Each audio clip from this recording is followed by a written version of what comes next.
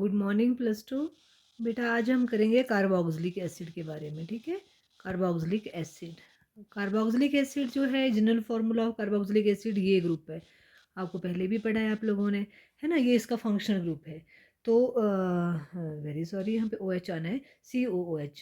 Okay, तो अगर यहाँ पे जो है वो आर हो तो इसको जो है वो आपका एलिफेटिक कार्बोक्सिलिक एसिड होता है।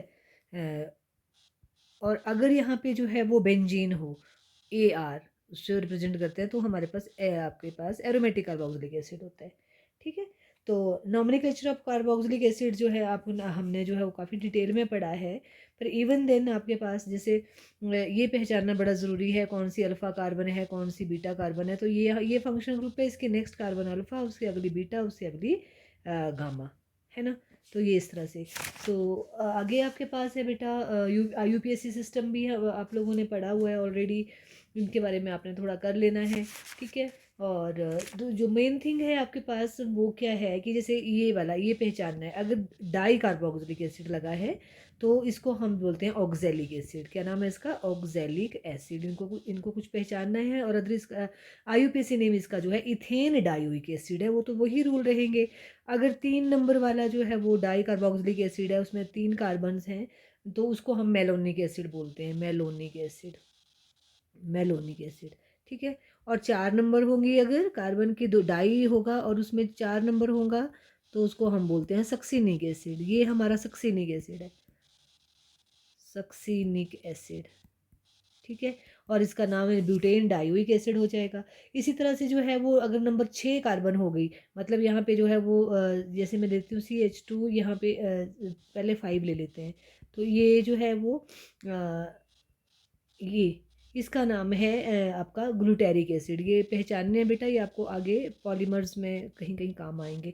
Glutaric acid. और 6 वाला जो है वो एडिपिक एसिड होता है। तो यहाँ 4 आ जाएगा, COOH, कार्बन चेन 4 की, और OOH हो गए। तो ये आपके पास एडिपिक एसिड है, ये आपको आगे आता है काम, तो इसलिए इनको जो है करना है एडिपिक एसिड, एडिपिक एसिड, ठीक है। ये तो दूसरा आपके पास जो है वो क्या नाम लेते हैं उसको, एक और ये पहचानना आप लोगों ने,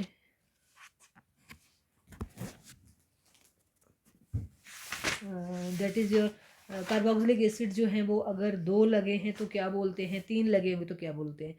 अगर कार्बोक्सिलिक एसिड, मैंने पहले भी क्लास में पढ़ाया था कि अगर ये फर्स्ट एंड सेकंड पोजीशन पे लगे हों, कहीं भी हों बेंजीन रिंग के पर इकट्ठे हों, तो उसको हम जो है थालिक एसिड बोलते हैं। ये इंपॉर्टेंट है, आता रहता है हमें टाइम टू टाइम, हमें हमें जो है वो आता रहता है, थालिक एसिड है इसका नाम, ठीक है। अब देखो यही चीज़ है, पोजीशन की वेरिएशन है तो इसका नाम चेंज हो जाएगा इसकी। तो ये आपके पास जो है वो इसका आइसोमर्स बन जाएंगे। तो ये आपके पास जो है वो कौन सा है, इस पे लग गया आपका क्या बोलते हैं, मेटा पोजीशन पे, तो इसको बोलते हैं आइसोथालिक एसिड। क्या बोलते हैं इसको? आइसोथालिक एसिड, थालिक एसिड। और अगर आपके पास पैरा पोजीशन पे लगे हों आपस में, ये पैरा पे, ये ऐसे जुड़े होते हैं पैरा पे, तो इसको जो है टेरिथालिक एसिड बोलते हैं, टेरिथालिक, टेरी,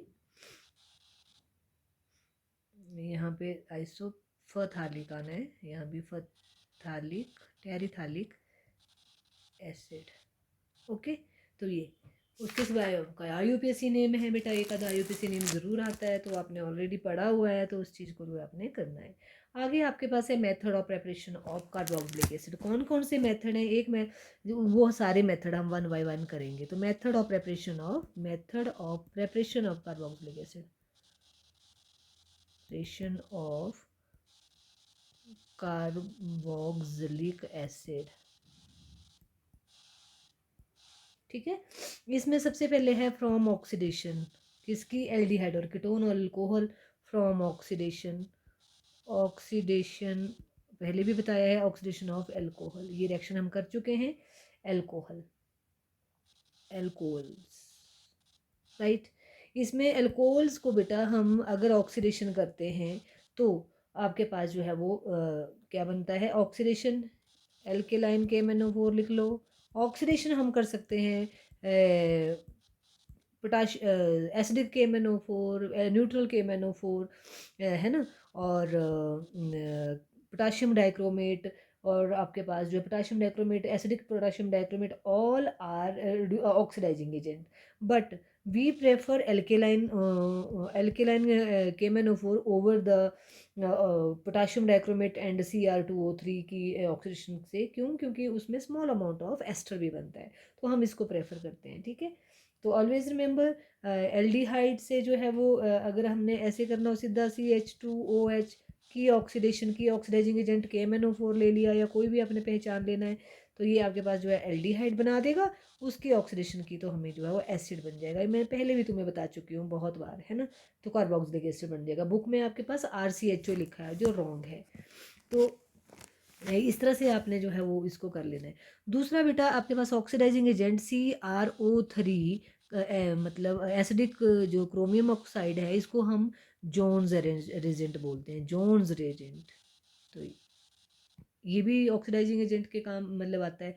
नंबर 2 आपके पास, अगर हम एल्डिहाइड को टॉलरेंट रेजेंट, हमने वहाँ देखा था टॉलरेंट रेजेंट यूज़ किया, Tollens reagent is a good oxidising agent. अगर आपको याद होगा किया हमने डिटेल में रिएक्शन, तो टॉलरेंट रेजेंट लिखा है तो यहाँ पे आपने सीधा एसिड बना देना है बस। फॉर्मूला अगर आपको एग्जाम्पल लेना है तो CH2O एल्डिहाइड सब कुछ सेम कंडीशन आ जाएगी, तो यहाँ पे आ जाएगा CH3COOH एस्टिक एसिड, राइट। उसके बाद आपके पास जो है बेटा हाइड्रोलिसिस ऑफ नाइट्राइल। नाइट्राइल कौन होते हैं? साइनाइड्स को नाइट्राइल बोलते हैं। ठीक है, तो उसकी हाइड्रोलिसिस करनी है, तो नंबर 3 रिएक्शन आ जाएगा हाइड्रोलिसिस ऑफ नाइट्राइल, नाइट्राइल्स और सायानाइड्स। ठीक है, और उसके बाद जो है वो साइनाइड बनते हैं, साइनाइड से जो है फिर हमें अमाइड बनते हैं, अमाइड की हाइड्रोलिसिस करेंगे तो हमें एसिड मिलता है। देखो कैसे, RCN ये है साइनाइड, इसकी की हाइड्रोलिसिस वाटर लिखा, एसिडिक भी हो सकती है, बेसिक भी हो सकती है, कोई भी कर लो, हीट किया तो हमें मिलेगा RCONH2। क्या मिलेगा? अमाइड मिलेगा, अमाइड। अमाइड की भी, अमाइड को जो फिर हम या तो एसिडिक और बेस के साथ हीट करेंगे। अमाइड को हीट करने पे हमें जो है वो RCOH प्लस NH2 मिलता है। ये रिएक्शन इंपॉर्टेंट है बेटा कार्बोक्सिलिक एसिड को करने के लिए। ठीक है, तो ये हमारे पास जो है वो इसका रिएक्शन है। तो इसमें हम एग्जांपल ले लेते हैं। ये हो गया आपके पास इथेन नाइट्राइल, या इसको मिथाइल साइनाइड भी बोल देंगे। तो उसको वाटर के साथ ट्रीट किया, इधर इन एसिड और एल्केलाइन मीडियम, डाइल्यूट में भी कर सकते हैं, सॉरी अपना ONH2 अमाइड बन गया। मतलब हम एसिडिक में भी कर सकते हैं, बेसिक में भी कर सकते हैं। सिमिलरली आपके पास जो है वो इधर भी आपके पास ये सेम कंडीशन रहेगी। इसको फिर हीट किया तो हमारे पास बन जाएगा CH3COOH, अमोनिया इसमें निकल जाता है तो अमोनिया निकलेगा ये।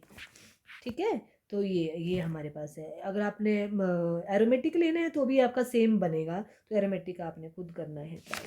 अगला आपके पास है बेटा from Grignard reagent, from Grignard reagent, Grignard reagent.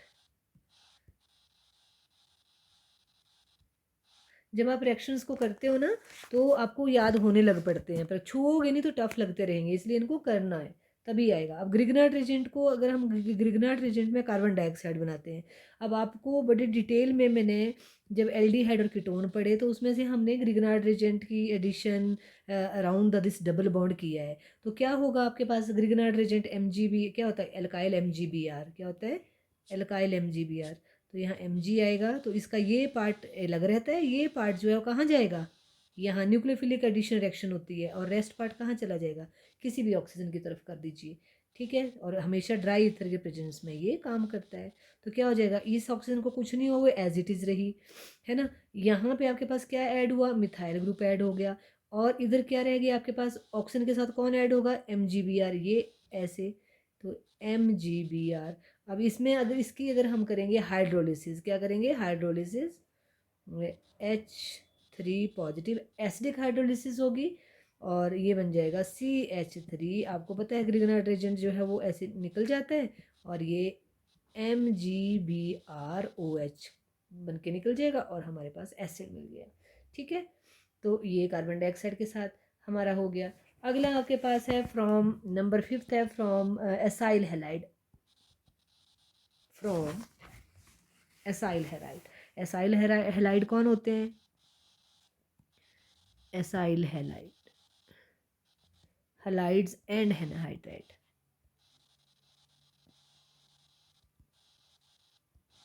Acyl hydrides and anhydride.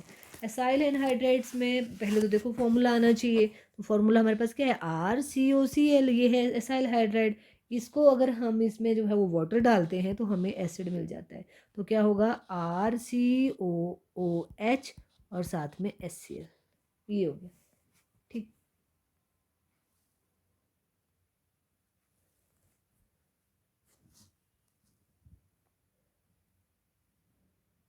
Example देख लीजिए, CH3COCl, H2O, CH3COOH plus HCl। Same है एनहाइड्राइड में भी। एनहाइड्राइड में हमारे पास क्या है? CH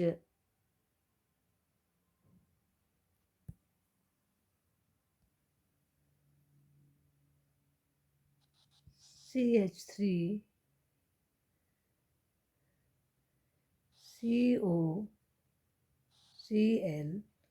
ये तो हमने कर लिया। अगला करना था हमने एनहाइड्राइड, तो CH3COOCOCH3। ठीक है, एनहाइड्राइड में भी अगर हम वाटर वाटर डालेंगे, एनहाइड्राइड बनता ही जब वाटर निकलता है, उससे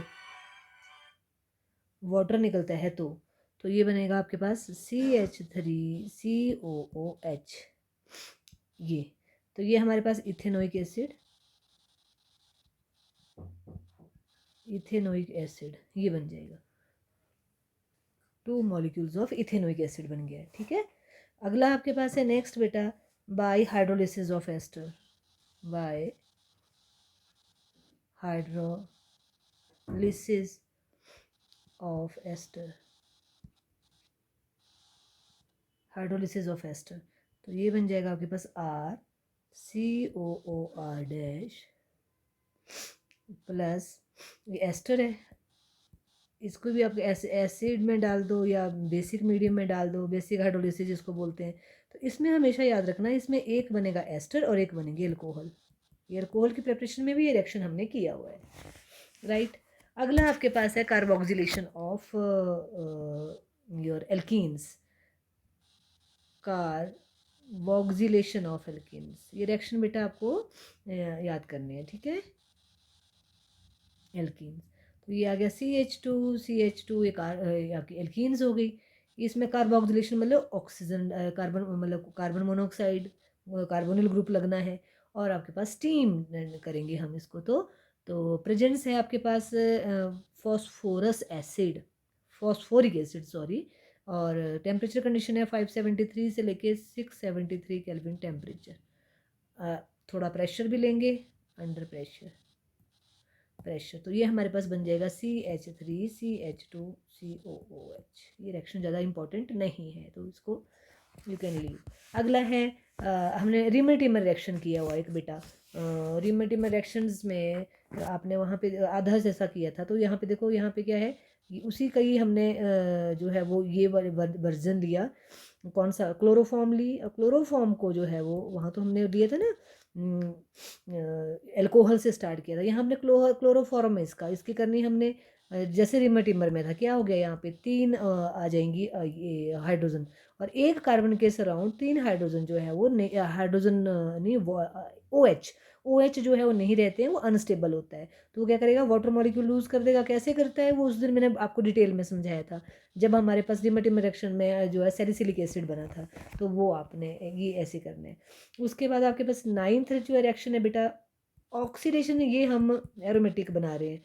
ऑक्सीडेशंस ऑफ KMnO4, ये आपने ज़्यादातर बेसिक लेनी है और हीट करना है, तो हमारे पास जो है वो कार्बोक्सिलिक एसिड बन जाता है। सीधा लिख देना है, कोई वो नहीं है, कार्बोक्सिलिक एसिड। या मैं आप इसको जो है वो ऐसे कर सकते हो, नंबर 1 और नंबर 2 में लिख सकते हो H3O पॉजिटिव। ठीक है, सेकंड कंडीशन।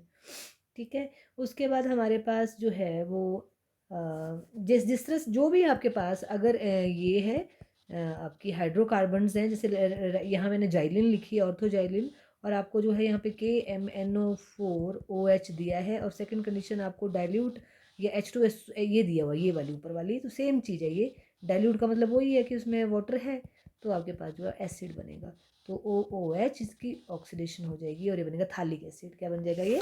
थालिक acid, right. इसमें जो मोस्ट इंपॉर्टेंट थिंग बेटा आपने याद रखनी है, यहाँ पे जितनी मर्जी बेंजीन रिंग के पास जितनी मर्जी बड़ा चेन आ जाए, और सेम कंडीशन जो आपकी ऊपर वाली है KMnO4, सॉरी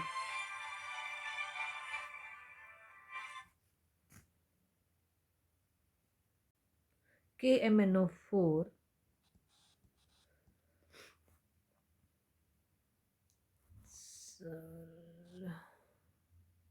KMnO4, तो इसमें बेटा आपके पास जो है वो क्या आ जाएगा, sorry children, actually phone bother कर रहा है बार बार, COOH, तो मतलब आपके पास जो है बेंजोइक एसिड ही बनेगा। तब आपने ये नहीं सोचना कि जो है वो यहाँ पे जो है वो CH2 COOH बनेगा, नहीं, वो सारा हटा के आपने क्या करना, सिर्फ बेंजोइक एसिड लिखना है। मतलब आपकी जो कार्बन के साथ जो बेंजीन लगे, सॉरी कार्बन के बेंजीन के साथ जो कार्बन लगी है उसकी ही ऑक्सीडेशन होगी, ये याद रखना है। जैसे ये यहाँ हमने जो है वो ये क्यूमिन ले ली है, तो क्यूमिन में भी सब कुछ सेम कंडीशंस लेंगे हम, ऊपर वाली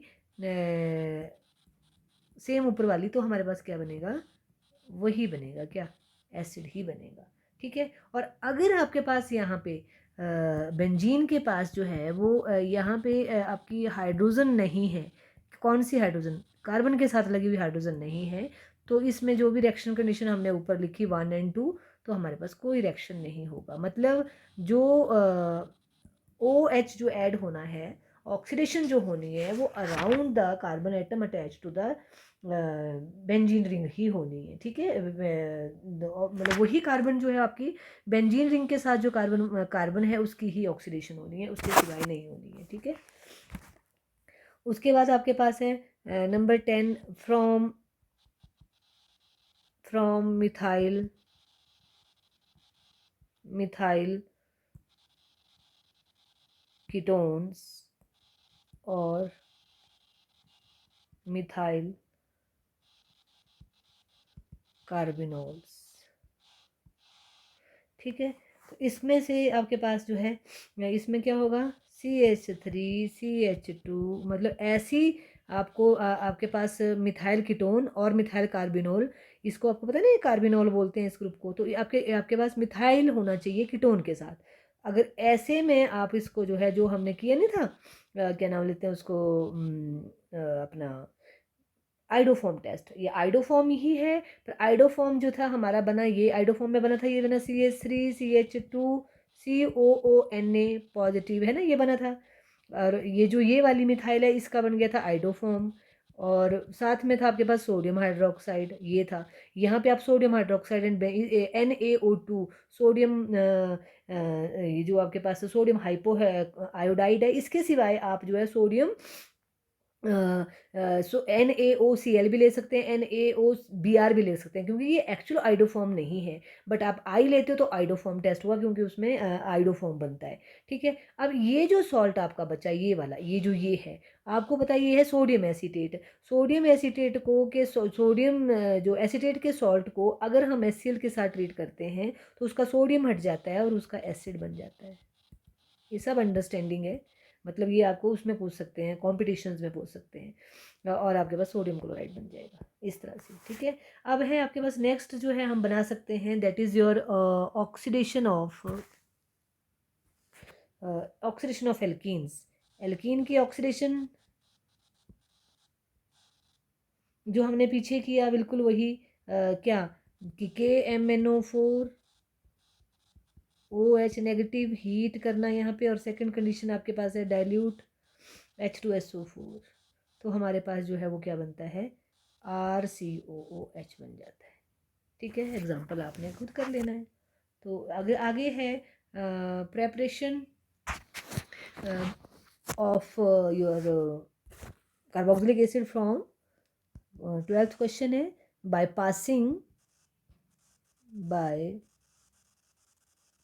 passing carbon monoxide on heated sodium alkoxide. तो सोडियम एल्कोक्साइड किसको बोलते हैं? ये है सोडियम एल्कोक्साइड।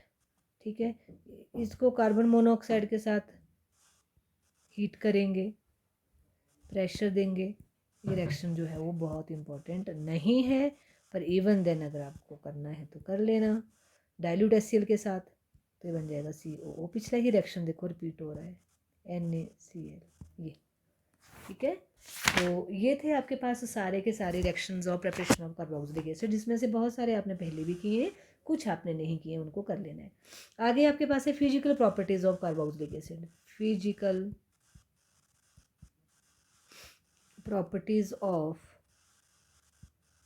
Carboxylic acid. सबसे पहले है फिजिकल स्टेट। तो जो पहले 3 मेंबर्स हैं कार्बोक्सिलिक एसिड के, वो कलरलेस लिक्विड्स होते हैं और उनमें पंजेंट स्मेल होती है। और जो नेक्स्ट 6 मेंबर्स हैं वो ऑयली लिक्विड होते हैं और फेंट अनप्लीजेंट स्मेल होती है, बड़ी हल्की सी अनप्लीजेंट स्मेल होगी। और उसके बाद जो नेक्स्ट हायर हैं वो जो हैं वो वैक्सी सॉलिड्स होंगे। और बेंजोइक एसिड जो है ये आपके पास कलरलेस सॉलिड होता है। Benzoic acid, always remember, acid सोच के लगता है कि ये लिक्विड होगा, बट ये एसिडिक है, सॉरी ये सॉलिड है। आगे है सॉलिबिलिटी। जो फर्स्ट 4 मेंबर्स हैं वो they are quite good soluble in water, but जैसे जैसे एल्काइल ग्रुप बढ़ता जाता है, जैसे ये होता है ना कार्बोक्सिलिक एसिड का फॉर्मूला, तो जैसे जैसे एल्काइल आपको पता है नॉन पोलर है, नॉन पोलर वाटर आपका पोलर है। तो नॉन पोलर करेक्टर के कारण जो है वो जैसे जैसे ये नंबर बढ़ता जाता है, तो जो नॉन पोलर करेक्टर है that will dominate over the polarity of carboxylic acid, जिसकी वजह से ये वाटर में सॉल्युबल नहीं हो पाता है। सेकंड, जो non polar character of this alkyl group जो है, it is dominating over the carboxylic acid which form the hydrogen bonding with, मतलब it hindered to formation of hydrogen bonding between the water and carboxylic acid, जिसकी वजह से जो है वो जैसे जैसे बल्कि लार्ज ग्रुप जुड़ता जाता है, ये जो है वो इनसॉल्युबल, इसकी इनसॉल्युबिलिटी जो है इंक्रीज करती है। और सॉल्युबिलिटी दिखानी है अपने फर्स्ट 4 मेंबर्स की, तो ऐसे दिखा देनी है, क्योंकि it can form the hydrogen bond with your water. ठीक है, तो इस तरह से ये, तो मतलब एक वाटर मॉलिक्यूल के साथ ये आपका काफ़ी इंटेंस हाइड्रोजन बॉन्डिंग जो है बनाता है, तो जिसकी वजह से जो है ये सॉल्युबल इन वाटर होता है। पर solubility decreased generally with the increase in alkyl group, वो मैंने बता दिया क्यों। अब बॉइलिंग पॉइंट जो है कार्बोक्सिलिक एसिड का, आपको पता है boiling point of carboxylic acid जो है वो हायर है then that of its corresponding alcohols आपका कीटोन्स, एल्डिहाइड्स। क्यों? क्योंकि इसमें जो है वो इंटरमोलिकुलर हाइड्रोजन बॉन्डिंग बनती है, जिसकी वजह से ये डाइमर बना लेता है। क्या बना लेता है? डाइमर बना लेता है, और जिसकी वजह से इसका जो मॉलिकुलर जो इसका बॉइलिंग पॉइंट है वो ज़्यादा होता है। जैसे फॉर एग्जांपल आपने कैसे दिखाना है इसको, इसकी जो है किस तरह से साइकिल डाइमर बना लेता है, ये हो गया। दूसरा मॉलिक्यूल जो है वो ऐसे लिखना है, और इधर OH ऐसे, ये, तो ये आपके पास हाइड्रोजन बॉन्डिंग है।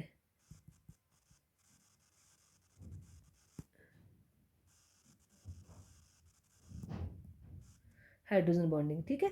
और अल्कोहल में क्योंकि इसके सिवाय जो है हाइड्रोजन, इसमें 2 हाइड्रोजन बॉन्डिंग बना रहा है ना, और इसमें जो है वो सिंपल अल्कोहल में जो एक ही बनती है, जिसकी वजह से जो है वो अल्कोहल जो है वो लेस, उसका बॉइलिंग पॉइंट जो है वो कम है एज कम्पेयर टू दिस। ठीक है, और मॉलिकुलर मास जैसे जैसे से जो है मॉलिकुलर मास जो है इंक्रीज करता जाता है। आपको पता है कि जब जो है हमेशा डाइमर की फॉर्म में रहता है, इसका observed molecular mass is almost double from the its actual molecular mass. मतलब अगर एक मॉलिक्यूल ऑफ कार्बोक्सिलिक एसिड का मॉलिकुलर मास जितना होता है, एक्चुअली अगर हम प्रैक्टिकली उसको फाइंड आउट करेंगे तो डबल आता है, जो हमने क्वालिटेटिव प्रॉपर्टीज़ में भी पढ़ा हुआ है, राइट। तो इस तरह से आपने वो करना है। Melting point of carboxylic acid जो है इरेगुलरली इंक्रीज करता है। It has been seen, it has been observed in that the first 10 member, first 10 members में क्या देखा गया है कि जो आपके जो even number of carboxylic acid हैं उनका जो even number of carboxylic acid जो हैं उनका जो क्या बोलते हैं उसको, एक तो ये जिग जैग इनका स्ट्रक्चर्स आता है, और ये इनका जो बॉइलिंग पॉइंट है वो higher than that of the odd number of carboxylic acid होता है, जो next odd number of carboxylic acid हो गया। क्यों? क्योंकि इसमें देखो ये सिमेट्रिकल इन नेचर है, तो इट इज़ वही बोलेंगे रेगुलर ज्योमेट्री है, सिमेट्रिकल ज्योमेट्री है, तो इसमें ये जो है वो क्रिस्टल लैटिस में जो है वो अच्छे से फिट हो जाता है, और जो आपके ऑड नंबर है वो अच्छे से पुअरली फिट होता है क्रिस्टल लैटिस में, इसलिए उसका जो इंटरमोलिकुलर फोर्सेस होती हैं वो स्ट्रॉन्ग नहीं हो पाती है।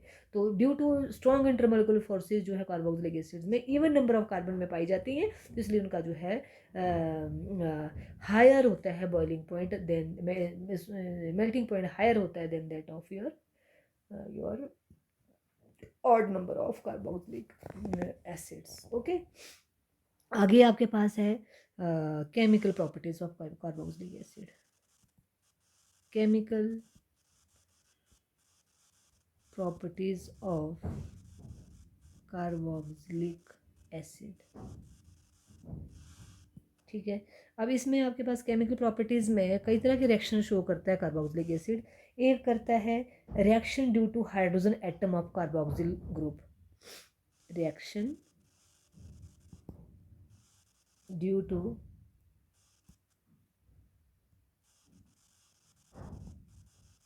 Hydrogen atom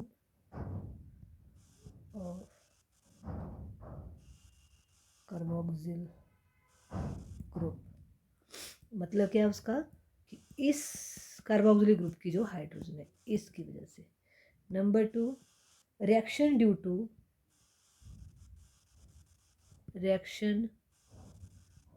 to OH part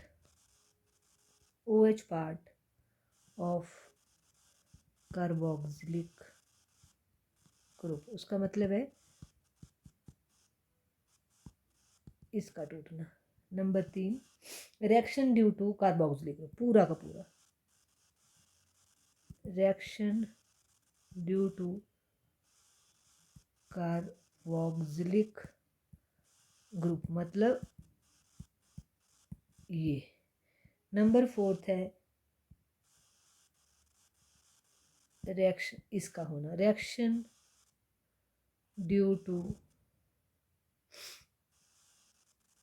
alkyl group and benzene ring, मतलब कि इनकी वजह से और इसकी वजह से क्या रिएक्शंस होंगे। कुछ रिएक्शन ऐसे भी होते हैं। तो सबसे पहले हम करेंगे फर्स्ट वाला, अब उसका नाम नहीं लिखूंगी मैं, reaction due to hydrogen of carboxylic group. इसमें सबसे पहले तो इसका एसिडिक करैक्टर आ जाता है कि एसिडिक करैक्टर क्या है कार्बोक्सिलिक एसिड का। एसिडिक करैक्टर, इस हाइड्रोजन के कारण इसका एसिडिक करैक्टर। तो carboxylic acid is acidic in nature because it ionise in water as like this.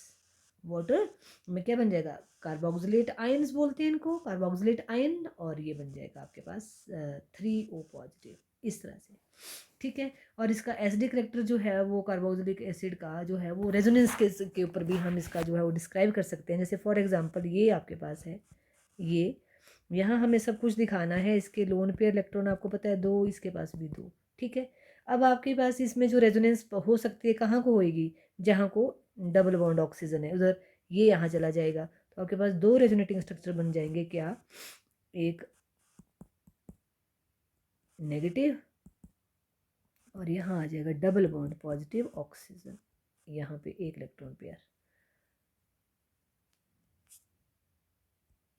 1 electron pair. तो ये आ गया स्ट्रक्चर नंबर 2 और ये आ गया स्ट्रक्चर नंबर 1। पर जब कार्बोक्सिलिक एसिड जो है वो क्या दे देता है, हाइड्रोजन लूज कर देता है, तो बनता है कार्बोक्सिलेट आयंस। तो उसकी भी हम स्टेबिलिटी देखेंगे कि कौन ज़्यादा स्टेबल है, उसके ऊपर इसका एसिडिक करैक्टर जो है हम डिफाइन कर सकते हैं। जैसे ये कार्बोक्सिलेट आयन है, मैंने आपको पहले ऊपर भी लिखा हुआ है। तो अब हम देखेंगे कार्बोक्सिलेट आयन्स में जो है वो किस तरह से रेजोनेंस होती है। तो ये है carboxylate ion, double bonded oxygen और यहाँ पे है 3 इलेक्ट्रॉन पेयर और नेगेटिव चार्ज। तो ये इधर चला जाएगा, ये इधर चला जाएगा। तो देखो आपके पास क्या रेजोनेटिंग स्ट्रक्चर बना, ये ऐसे और ये ऐसे, और यहाँ पे ये ऐसे है ना, तो ये बन गया सेकंड। और इसका रेजोनेंट हाइब्रिड स्ट्रक्चर मैं ऐसे बना देती हूँ, यहाँ पे ये ऐसे ऐसे ऐसे, और आपके पास नेगेटिव चार्ज जो है वो इनमें ऑक्सीजन में जो है रेजोनेट कर रहा है। ठीक है, तो हमने क्या देखा बेटा, अगर कंट्रीब्यूटिंग स्ट्रक्चर्स जो है हम कार्बोक्सिलिक एसिड के देखते हैं, ये contributing structures, resonating contributing structures of carboxylic acid, they are not equivalent, equivalent नहीं है। क्यों नहीं इक्वलेंट? इसमें देखो यहाँ पे ऑक्सीजन के ऊपर पॉजिटिव चार्ज है, इसके ऊपर नेगेटिव चार्ज है, यहाँ पे ऑक्सीजन न्यूट्रल है।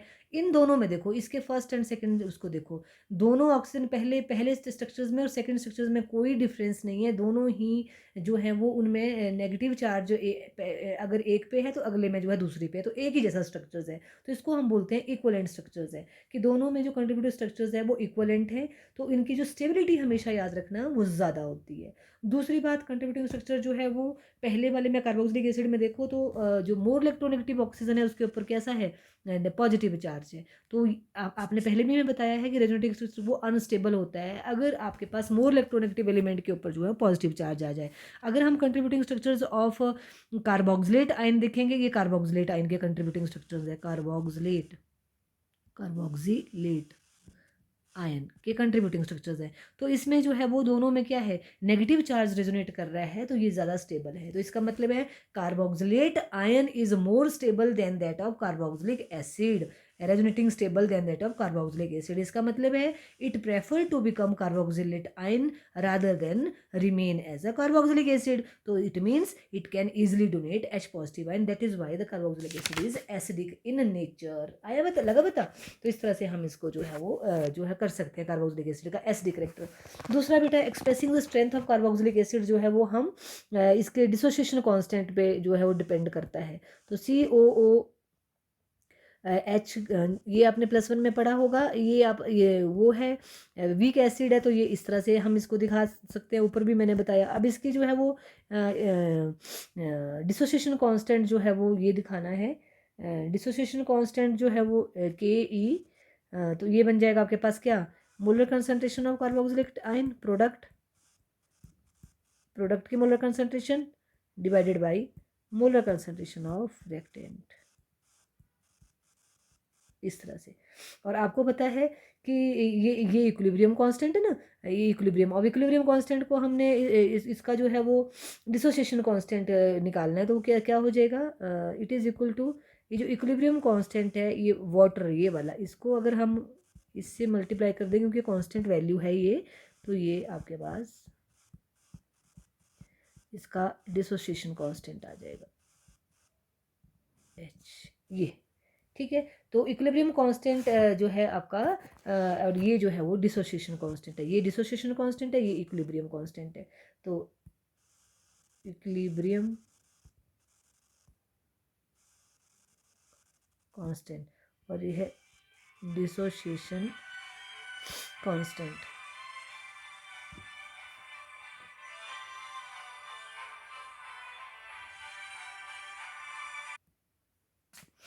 तो ये हो गया। अब इसमें जो है बेटा जो स्ट्रॉन्गर, जितना ज़्यादा स्ट्रॉन्गर होगा, जितनी ज़्यादा इसकी जो डिसोसिएशन कांस्टेंट की वैल्यू होगी, मतलब कोई भी चीज़ जितनी ज़्यादा डिसोशिएट हो जाएगी, एसिड है H पॉजिटिव आयन जितनी जल्दी दे देगा उतना ही ज़्यादा स्ट्रॉन्गर होगा। तो आपने बोलना है कि डिसोसिएशन कांस्टेंट जो है फॉर एसिड जो है हम इसको बोलते हैं एसिडिटी कांस्टेंट भी बोल देते हैं, एसिडिक कांस्टेंट या एसिडिटी कांस्टेंट भी बोल देते हैं।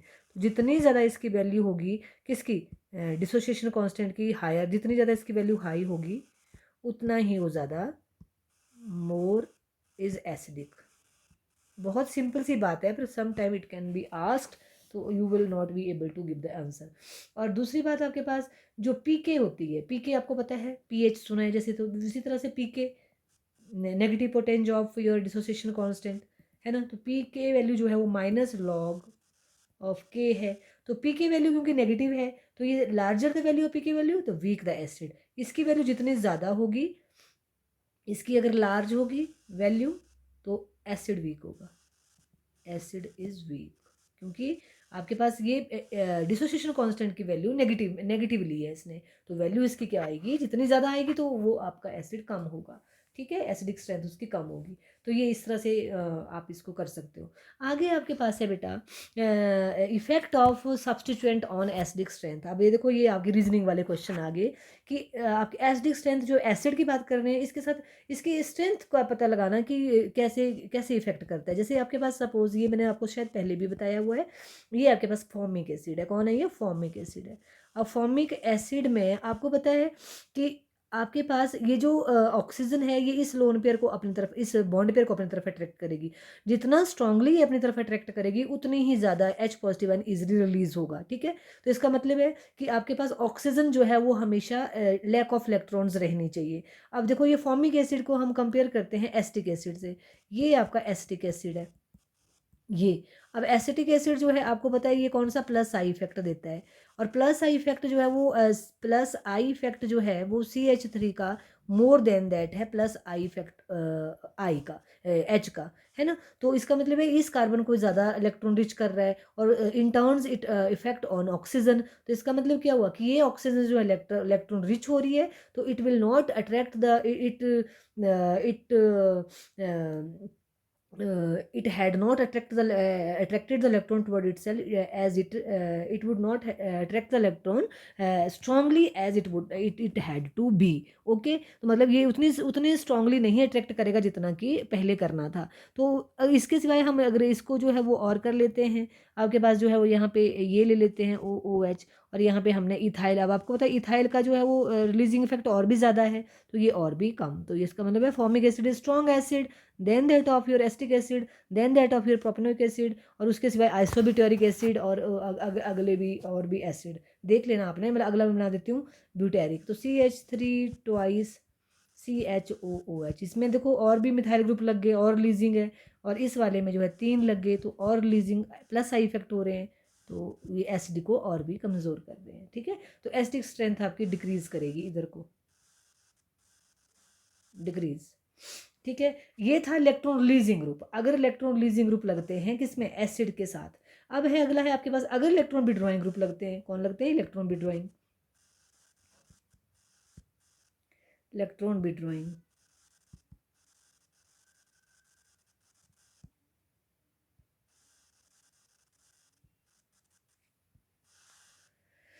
इलेक्ट्रॉन विड्रॉइंग में कैसे करना है? जैसे सपोज आपके पास ये एसिड है, इसके इमीडिएट तो नहीं लग सकते, अगली कार्बन के साथ जो है वो यहाँ पे ये है, ये इलेक्ट्रॉन रिलीजिंग है ना। और यहाँ पे जो है वो इलेक्ट्रॉन क्या लगा दिया मैंने? विड्रॉइंग।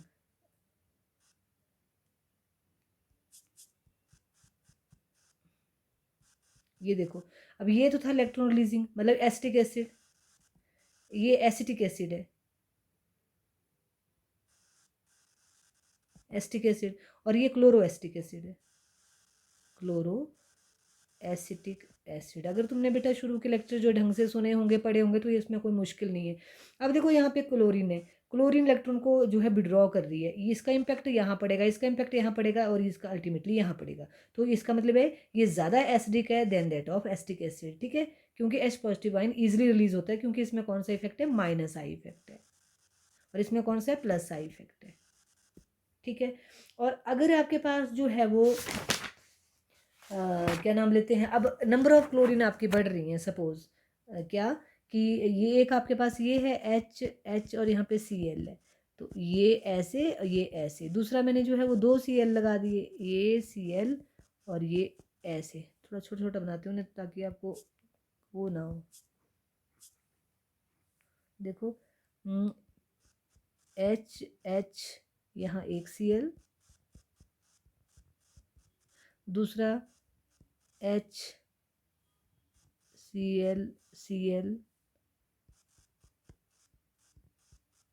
तीसरा ClClClCOOH। अब देखो ये इलेक्ट्रॉन विड्रॉ कर रहा है, एक है यहाँ पे इलेक्ट्रॉन विड्रॉ हो रहे हैं, सॉरी इधर को आना है, 2 क्लोरीन का इफेक्ट हो रहा है, यहाँ पे जो है वो 3 कर रहे हैं, तो 3 यहाँ पे 3 कार्बन का उसका पर 3 क्लोरीन जो है कर रही है, तो इलेक्ट्रॉन विड्रॉ हो रहे हैं मैक्सिमम, इसमें सबसे कम, इसमें सबसे उससे ज़्यादा, इसमें सबसे ज़्यादा, तो ये क्या होगा, ये सबसे ज़्यादा एसिडिक, ये उससे कम, ये उससे कम। ठीक है। अब नेचर ऑफ हेलोजन एटम, कि आपके पास हेलोजन एटम कौन सी लगी है। अब बेटा you will be able to do all this question. Nature of halogen atoms, nature of halogen atom, nature of halogen atom मतलब कि अगर आपके पास फ्लोरीन लगा है, कि आपके पास क्लोरीन लगा है, कि आपके पास जो है वो ब्रोमीन लगा है, तो और आपके पास आयोडीन लगा है। ठीक है। तो आपको बताइए सबसे ज़्यादा मोर इलेक्ट्रोनेगेटिव है, तो इलेक्ट्रॉन को स्ट्रांगली अट्रैक्ट करेगा, तो ये ज़्यादा एसिडिक है। कैसा है, ये ज़्यादा एसिडिक है। ये उससे कम एसिडिक है, ये उससे कम एसिडिक है इनमें दो सब में क्या है, माइनस आई इफेक्ट हो रहा है, माइनस आई इफेक्ट है, बट स्ट्रॉन्ग किस में, एफ में, क्योंकि एफ का इलेक्ट्रोनेगेटिव जो है वो ज़्यादा है। आप लिख सकते हो कि electronegativity of fluorine is more than that of chlorine, is than that of bromine, than that of iodine.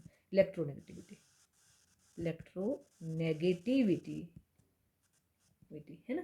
अगर नेक्स्ट आ गया आपके पास position, positions of the halogens, हैं तो विड्रॉइंग है, पर उनकी पोजीशन कहाँ है।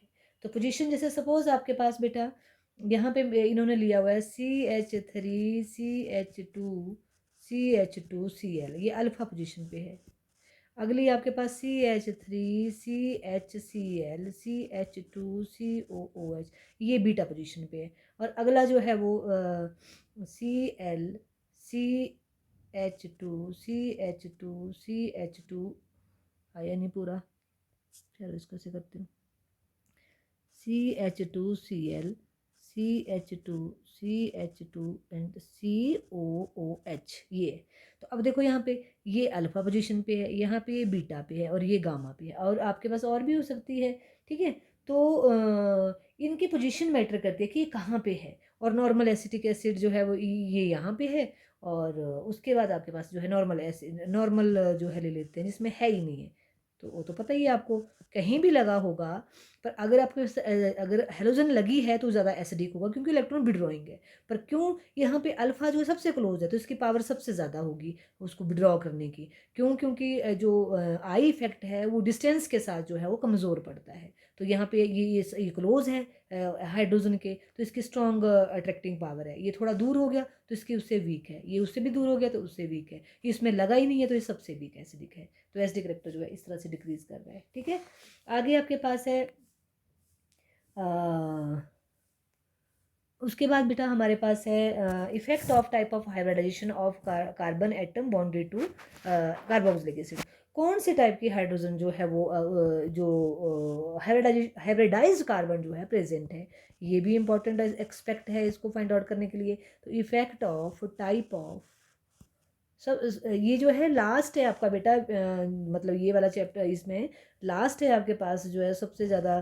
जो अगर ये भी समझ के आप लोग तो फिर आपको बहुत ही आसान रहेगा, आगे तो आपके पास अमीन ही है, वो भी आपको आसानी से आ जाएगी। ऑफ कार्बन, कैसी कार्बन आपके पास लगी है, उसकी हाइब्रिडाइजेशन कैसी है, bonded to COO group, COOH group के साथ कौन सी कार्बन है, उसकी हाइब्रिडाइजेशन कैसी है। जैसे for example CH2 double bond CH, ये ऐसी लगी है ना, OH। उसके बाद इसमें जो है वो इसमें क्या है आपके पास, क्या हो सकती है हाइब्रिडाइजेशन, हो रेजोनेंस हो सकती है। तो ये बन गया CH2 positive, CH double bond CO negative and OH, तो इधर को रेजोनेंस हो रही है। तो ठीक है। तो इसमें जो है वो जो कैसे आपके पास जो है वो अच्छा, अब इसमें लग रहा है कि आपकी रेजोनेंस इधर जा रही है ना, तो रेजोनेंस तो हाइड्रोजन तो आपके इधर से जानी है। तो क्योंकि अगर ऐसे ऐसे दिखने में लग रहा है कि एसिडिक करेक्टर जो है डिक्रीज होगा, बट क्योंकि इसमें जो है वो जब भी विनाइल कार्बन अगर आपके पास एसिड के साथ लगी हो तो उसकी एसिडिक स्ट्रेंथ हमेशा इंक्रीज होती है। यहाँ पे आप रेजोनेंस इफेक्ट को देंगे, क्योंकि रेजोनेंस है, रेजोनेंस आपकी जो है इधर को हो रही है, तो इसकी एसिडिक स्ट्रेंथ जो है इंक्रीज करेगी। मतलब इलेक्ट्रॉन जो हैं वो आपस में रेजोनेट कर रहे हैं, तो ये हाइड्रोजन जो है, ये ऑक्सीजन जो है, it can easily release H positive ion. तो बेसिकली ये वाली जो आपकी कार्बन है वो H पॉज, इसके ऊपर जो है वो इसकी हाइब्रिडाइजेशन जो है sp2 है। तो तो अगर हम देखो यहाँ देखते हैं, ये है आपके पास दिस COOH, यहाँ पे आपके पास है C6H5COOH, यहाँ पे है CH2 डबल बॉन्ड CHCOOH, अगली है CH3COOH, है ना। तो यहाँ पे ये कार्बन जो है sp है, ये कार्बन जो है वो sp2 है, ये कार्बन जो है वो sp2 है, और ये कार्बन जो है वो sp3 है। अब इसमें और इसमें देखना है क्या, यहाँ पे ये कार्बन जो है sp है, ये मोर इलेक्ट्रॉन है, आपको याद होना चाहिए कार्बन की अगर आपकी जो हाइब्रिडाइजेशन है sp है, that carbon is more electronegative, उसका मतलब है वो इस इलेक्ट्रॉन पेयर को अपनी तरफ स्ट्रांगली अट्रैक्ट करेगी। ठीक है, तो स्ट्रांगली अट्रैक्ट करेगी तो दैट मीन्स कि ये जो है वो ज़्यादा एसिडिक होगी, राइट।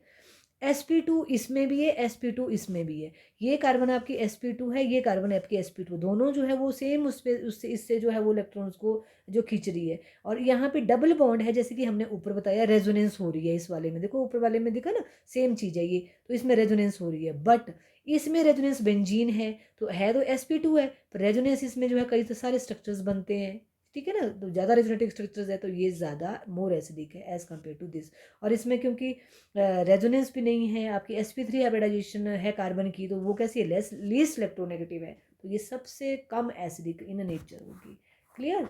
तो ये था हमारे पास बेटा जो अभी हमने एल्काइल में किया, मतलब हमने एल्काइल कार्बोक्सिलिक एसिड का किया अभी हमने कि कौन ज़्यादा एसिडिक होगी कौन कम होगी। अब हम जो नेक्स्ट वीडियो लेक्चर्स में करेंगे एरोमेटिक में, पर आप इनको पढ़ना, अगर ये तुम्हें अच्छे से आएंगे आप तभी पढ़ोगे, तभी करोगे उनको। और उसके बाद फिर हमारे पास नेक्स्ट वीडियो लेक्चर्स में हम कार्बोक्सिलिक एसिड में जो आपका एरोमेटिक कार्बोक्सिलिक एसिड है वो उसमें देखना है कि कौन ज़्यादा एसिडिक होगा कौन कम एसिडिक होगा, वो उसमें देखेंगे।